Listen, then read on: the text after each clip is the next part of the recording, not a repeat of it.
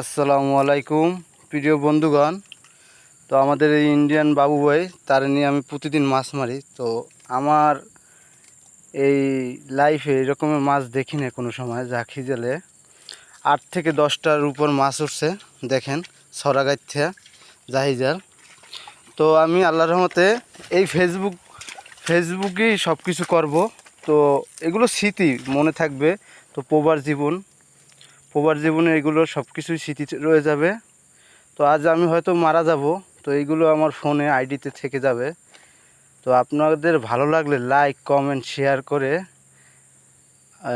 দিয়ে যাবেন, পাশে থাকবেন ভাই।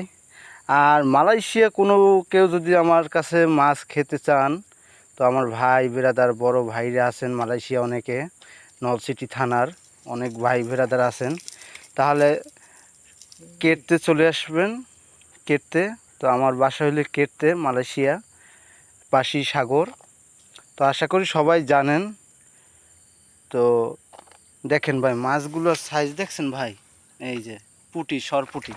তো আমি ব্যাগে আইসি মনে হয় 10 মিনিট হয়েছে বুঝছেন, এক ব্যাগ হয়ে গেছে আল্লাহর রহমতে। এটা 5 কেজির বস্তা, তো 2.5 কেজির বেশি হয়ে গেছে। তো আল্লাহর রহমতে আমরা আজকে ব্যাগটা ফুল করে নিয়ে যাবো আপনাদের দোয়ায়। তো বাবু ভাই তোমার কিছু বলার আছে এই ভিডিওতে? একটু কিছু বলো তুমি ভাই। তো তোমার আনন্দটা কি রকমের লাগতেছে এই যে মাছ দেখে? মাছ খাওয়ার থেকে ভাই ধরাটাই আনন্দ বেশি। আমি প্রায় দিন আসি, আমি কিন্তু মাছ অতটা খাই না ভক্তি করে, কিন্তু আমি প্রত্যেক দিন মাছ ধরতে আসি। আর আমাদের কোম্পানিতেই মানে তোমার 2টোর পরে তো আর কাজ থাকে না। রুমি প্রবাস জীবন মানে তো রুমি সারাদিন বসে থাকা ভালো লাগে না, বুঝলা? এর থেকে মাছ ফাছ ধরে টাইম পাস করা এটাই আমাদের জীবন, আর এটাই আমাদের তো এই দেখায় আমি এই জায়গাটা খেয়াল দিছি, এই যে পানির নিচে অনেক স্রোত, পানির স্পিরিট।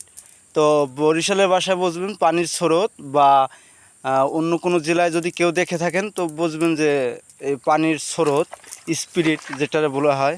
তো দেখেন আমরা এই নেক্সট টাইম আরেকটা খেয়াল দেবো। তো এই জায়গা, তো এই পাম বাগান, চারিদিকে পাম বাগান, এই পাম বাগানের খাল। তো কী সুন্দর পরিষ্কার পানি। তো ডালিমের মতো কেউ বলতে পারেন যে ভাই আপনারা যে এত মাছ পান, পানি পরিষ্কার নাকি কিছু? তো ইনশাল্লাহ সব কিছুই আল্লাহর রহমতে পরিষ্কার, মধুর মতো পানি। ওকে ভাই, ভালো থাকেন, আল্লাহ হাফেজ। ভিডিওটা লাইক কমেন্ট শেয়ার করে দেবেন। আসসালামু আলাইকুম।